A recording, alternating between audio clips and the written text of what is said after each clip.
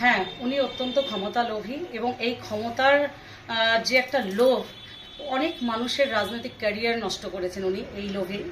এবং শুধু শিলিগুড়ি নয়, সমগ্র উত্তর বাংলার যে রাজনীতি, তৃণমূল কংগ্রেসের ভবিষ্যৎ তিনি নষ্ট করেছেন বিভিন্নভাবে।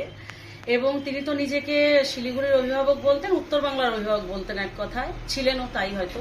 এবং আমাদের দলনেত্রী তার উপর অনেক আস্থা ভরসাও রাখতেন।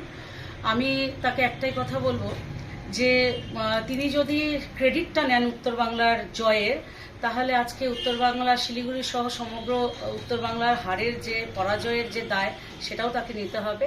আর লজ্জা থাকলে তাকে ওই যে আজকে পর্যন্ত ওই পদটা, কর্পোরেশনের পদটা, মেয়রের পদটা তিনি চেয়ারটা আগলে রয়েছেন, বসে রয়েছেন, সেটা ছেড়ে দেওয়া উচিত। কারণ শিলিগুড়ি মানুষ তার আর পরিষেবা চাইছে না।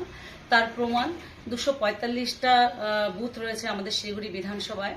আমি যদি ভুল না হই, প্রত্যেকটা বুথে তিনি প্রায় হেরেছেন। এমনকি নিজের ওয়ার্ডে, 17 নম্বর ওয়ার্ড, নিজের বুথেও মারাত্মকভাবে পরাজিত হয়েছেন। অর্থাৎ তার এখন রাজনীতির থেকে সন্ন্যাস গ্রহণ করা উচিত।